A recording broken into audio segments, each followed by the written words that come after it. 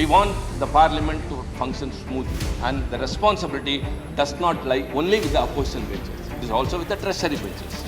Sir, you observed to the rules. Sir, you told that our notices were not in order. You asked me to come and meet you in the chamber. I met you. You gave me some directions. Then I rectified it and sent a notice. I didn't receive anything, whether it was in form or not up to your expectation. Leave alone, sir, our notices and your rulings. What is the government doing? What's going on?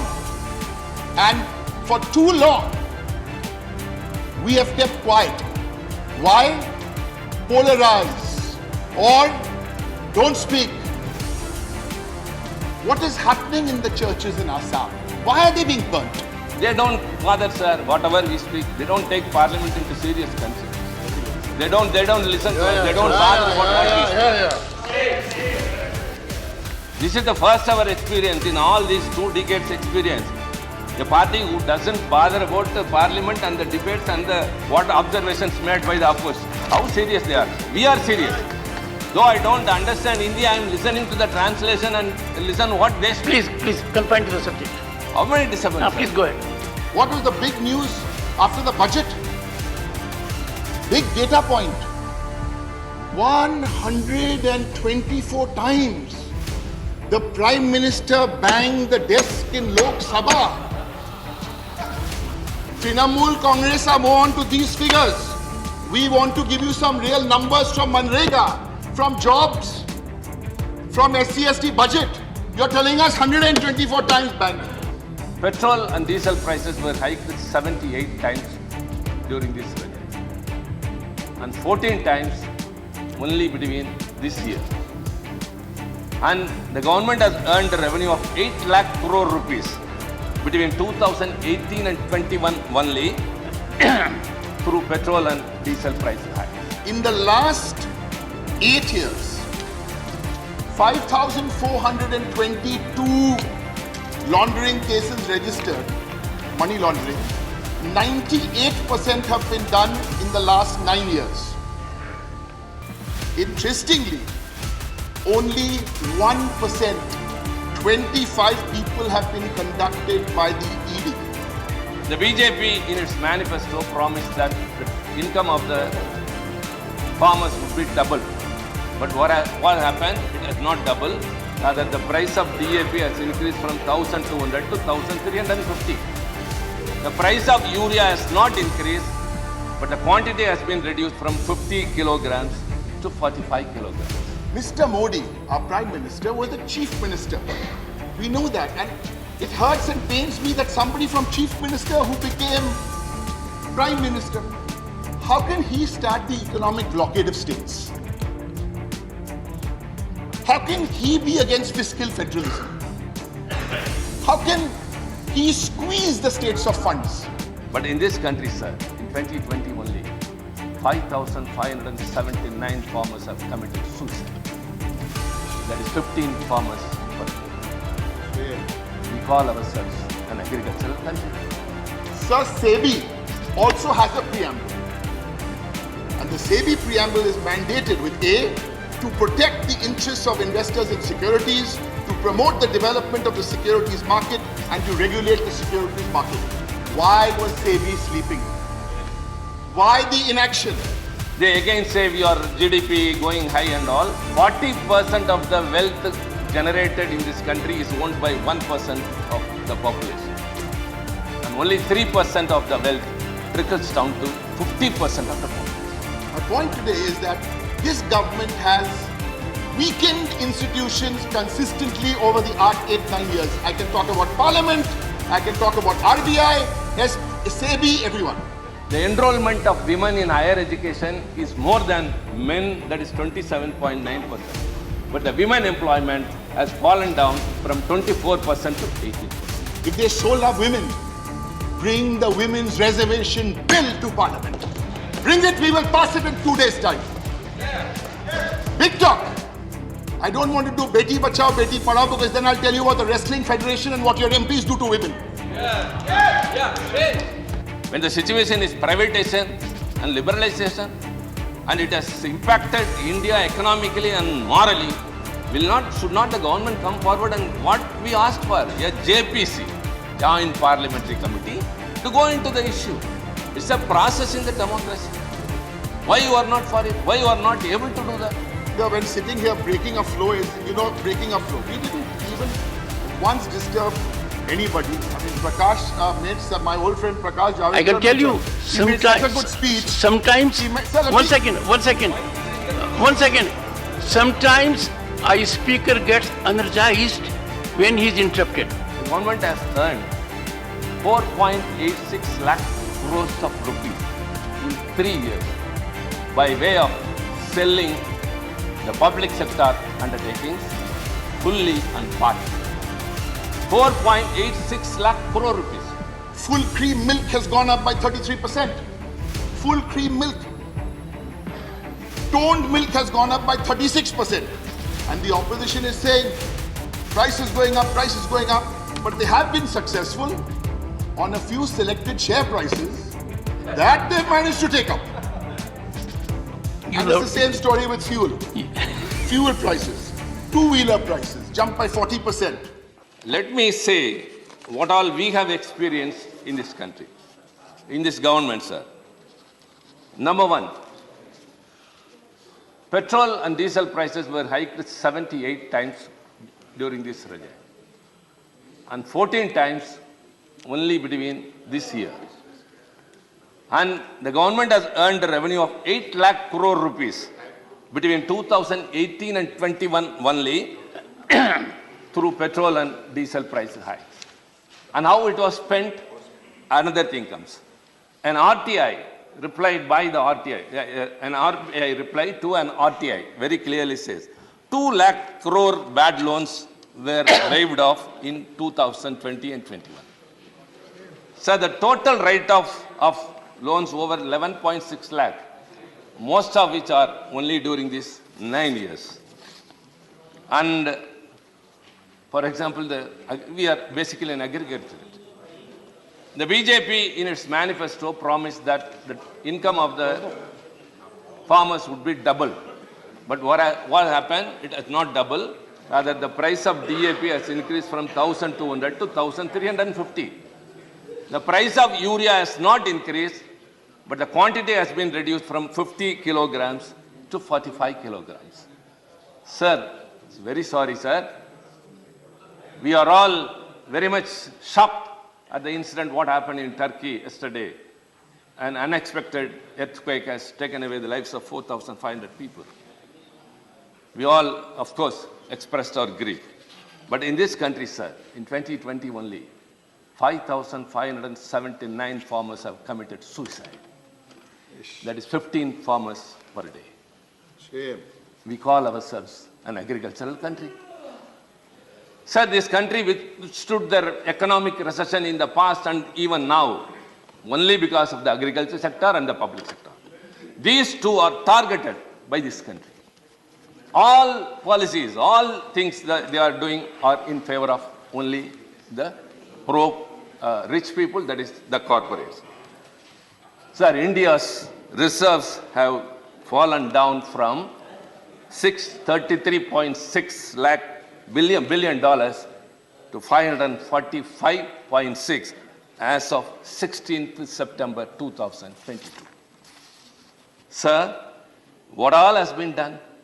The government has done all these things, but another thing, sir, the inflation, which is very, very important. Sir, in May 2022, the Minister of Finance released a monthly review document, which said that the inflation has lesser impact on the low income strata than that of the richest. Sir, it was during that time, the inflation reached the highest of 7.95%, which is 95-month high than ever before. And the rupee values depreciation, 80 rupees to a dollar. Sir, any person who does not know even much economics know very well that the depreciation of the value of money reflects on inflation, direct impact on inflation, and the devastating ramifications will be felt only by the poor and the middle class. And we felt it. Sir, one more thing, sir, which would be shocking. They again say your GDP going high and all. 40% of the wealth generated in this country is owned by 1% of the population. And only 3% of the wealth trickles down to 50% of the population. Sir, when the President address speaks much about women and youth, I'd like to say, women population has increased. Dr. Lakshman, who moved the motion, said very proudly, and Javadekar, my friend, also told. And I would like to add to them one more. The enrollment of women in higher education is more than men, that is 27.9%. But the women employment has fallen down from 24% to 18%. So in the world, India constitutes more youth population, where unemployment prevails more. Sir, another thing, as I would like to second my friend Mr. Derek, who said that, quoting the President's address, the long-felt urge to be rid of the scourge of mega scams and corruption in government schemes is now being realized. That's what everyone spoke. Mr. Digvijay Singh spoke, and he also said, sir, for the past 4 days, the parliament didn't function. Of course, everyone felt, you felt very much for it. Sir, it was not deliberate. It is not our intention. We want the parliament to function smoothly, and the responsibility does not lie only with the opposition benches. It is also with the treasury benches. Sir, you observed to the rules. Sir, you told that our notices were not in order. You asked me to come and meet you in the chamber. I met you. You gave me some directions. Then I rectified it and sent a notice. I didn't receive anything, whether it was in form or not up to your expectation. Leave alone, sir, our notices and your rulings. What is the government doing? Should they not take cognizance of a big industry company, that is Adani, which is being talked by the media, that it is being discussed on TVs, on papers, and everything? What is the government doing? Why should it not come forward?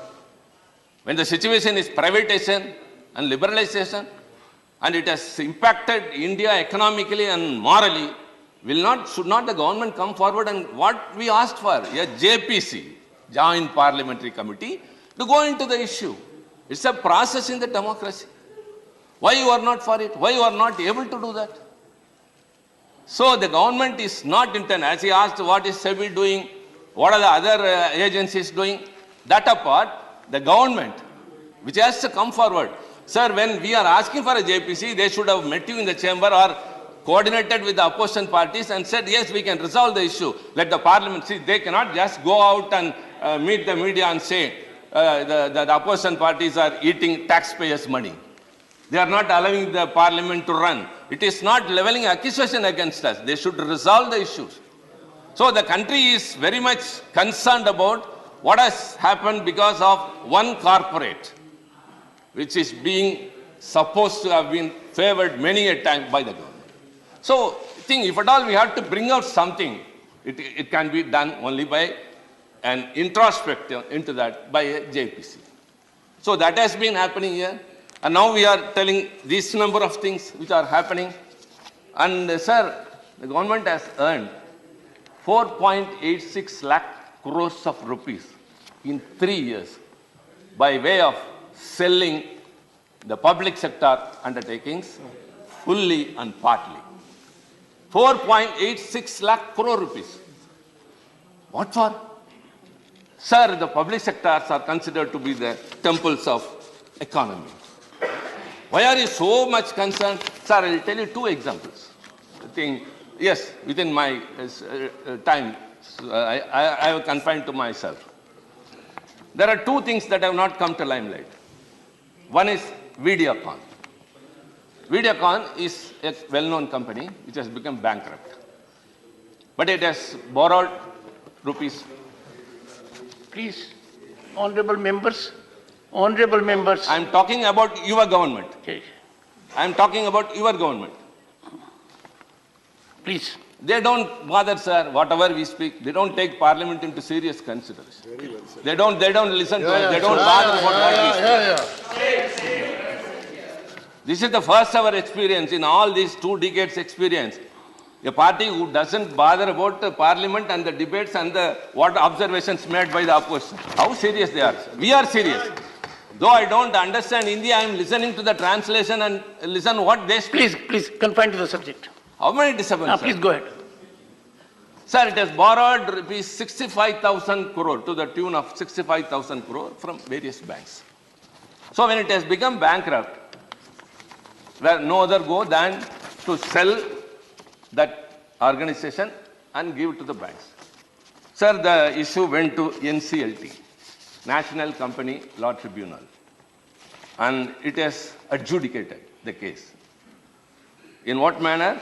It has decided and said that can be sold to a twin star technology, something. It can be? Sir? It can be? NCLT. Yes. To be sold to a certain company. If you want, I can tell the name. This Twin Star Technologies, which is a subsidiary company of some other Vedanta or something like that. That is not the concern. You know for how much? 3,000 crore. It is 65,000 crore of loans to the banks, but the NCLT has said that it can be sold to 3,000 rupees. Who is the sufferer? The banks. If the banks suffer, either the government should go to the rescue, or the people will, ultimately they will be paying for it. Then the banks appeal for it, NCLTA, Appellate Authority, and it is withheld. This is one thing. It is about a private organization, but the sufferers are the bank. Sir, another is CEL, Central Electronics Limited. Sir, very important one, sir. And it earns a profit of 730 crore per year. This organization, CEL, earns a profit of 730 crore per year. And it has orders for more than 1,500 crore. And it has been sold to a private company, sir, for just 250 crore. Sure. It has an infrastructure, it has an asset of more than 440 crore. It pays a dividend profit to the government 700 crore. And it has orders also, not that like some other organizations, PSU, that they suffer because of orders. They have orders for 1,500. Why should it be sold? That too at this rate. Just for 250 crores, sir. And the company which bought has nothing to do with the electronics. That is a strange thing. It is only an interior decorator company who doesn't know electronics. On this one, first issue, sir, mega scams. Sir, institutions have been weakened. ED, CBI, SEBI. Here is a big scam happening. Some saying 1 lakh, 2 lakhs, we're not getting into the number. Will the government of India use the draconian PMLA, Money Laundering Act? Will they use it? They use it very efficiently to hound the opposition, to put lookout notices, and even to topple governments. There's a very interesting statistic here, sir. In the last 8 years, 5,422 laundering cases registered, money laundering, 98% have been done in the last 9 years. Interestingly, only 1%, 25 people have been conducted by the ED. You cannot have one rule for the opposition and your opponents, and you cannot have one rule for your friends and cronies. No, sir, you can't. Now, let's come to LIC. My previous speaker has done me a service. He's explained so much about LIC, SBI, and the Adani story, because there's lots of money at risk of the poor and the middle class. Now, whose job is this? The government's job to be the watchdog and the institutions. My point today is that this government has weakened institutions consistently over the 8-9 years. I can talk about Parliament, I can talk about RBI, SEBI, everyone. Now, when we say, I only want to give you one example. There's a preamble which we are all familiar with, which is our great preamble of our constitution. Sir, SEBI also has a preamble. And the SEBI preamble is mandated with A, to protect the interests of investors in securities, to promote the development of the securities market, and to regulate the securities market. Why was SEBI sleeping? Yes. Why the inaction?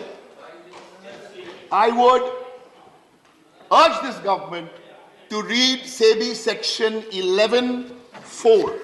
Section 11.4 of SEBI.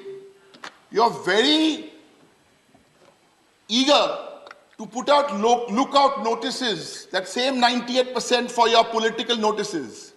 Have you considered lookout notice in the last 10 days? Think about it. Sir, these are big issues of corruption. But on the motion of thanks, we can also talk about the not so well-known issues. Because for all this, the BJP do write some good slogans, and you like those slogans, and it's used by the Prime Minister, na khaunga, na khane dunga. They need to ponder about the slogan, sir. Na khaunga, na khane dunga. I never thought the day I would come from the Trinamool Congress and start quoting BJP slogans. Let's take another scam, 3-4 scams. Today we've all been discussing the big one. Let's take some other scams, sir. Meghalaya. 1, smart meter scam. 2, rice scam. 3, police vehicle scam. And scam. BJP in the government. But one of the most interesting ones I found there was the assembly dome scam. By these standards, it's only small change. 200, 300 crores, sir. Chillar. Here, the Meghalaya Legislative Assembly in a BJP government state was constructed and the entire dome sadly crashed. But the most interesting thing about this scam, look at this partnership. Guess who built the Meghalaya dome? Uttar Pradesh Nirman Nigam Limited. This is true federalism in the worst possible sense. Who is responsible, sir? Who is responsible? So when we talk about scams and scams, now let's come to Mr. Modi, our Prime Minister, was the Chief Minister.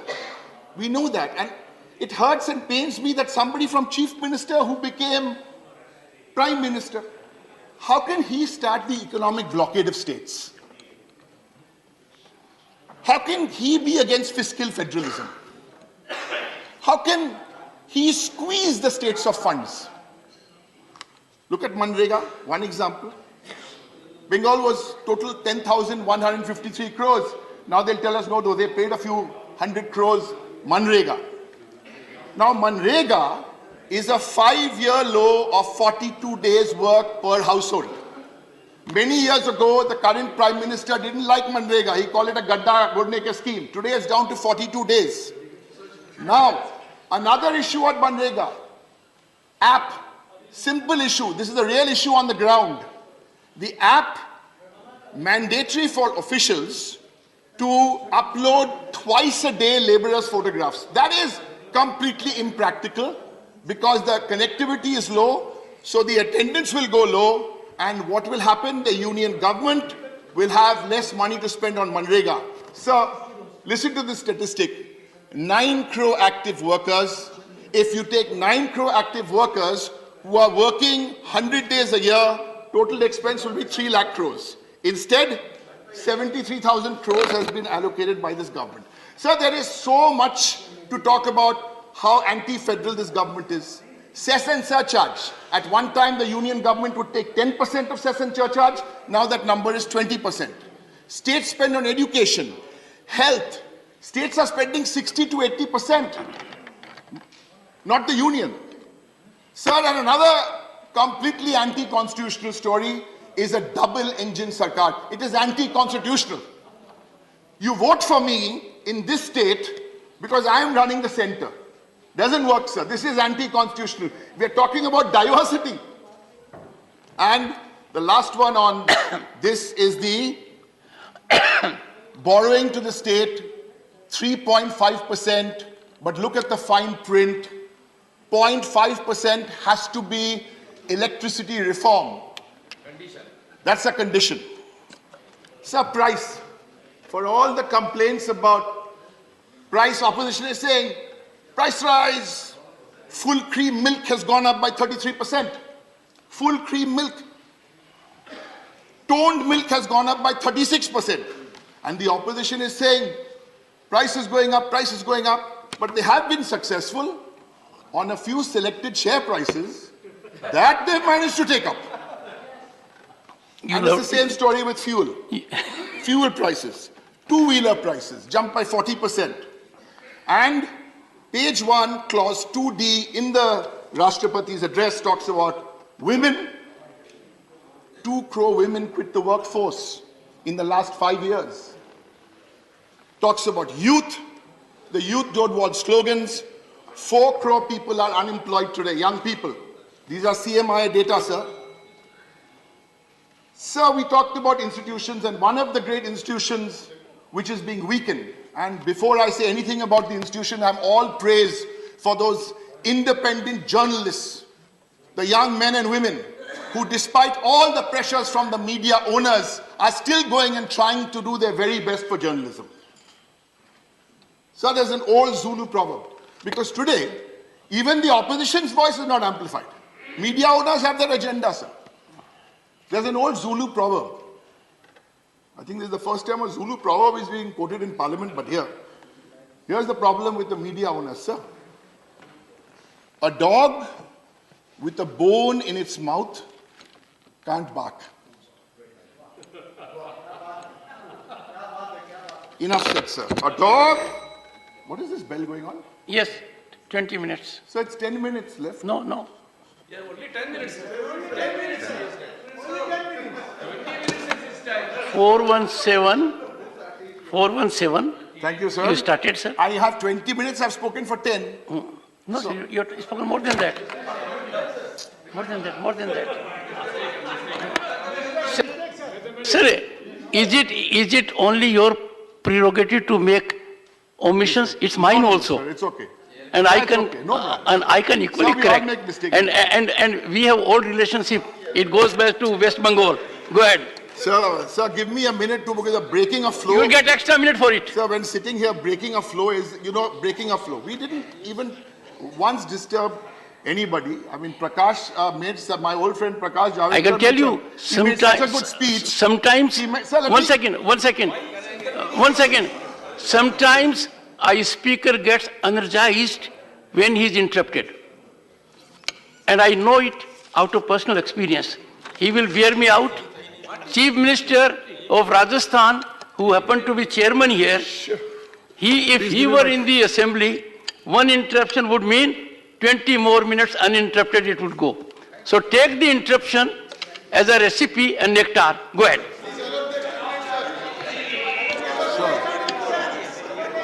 Go ahead.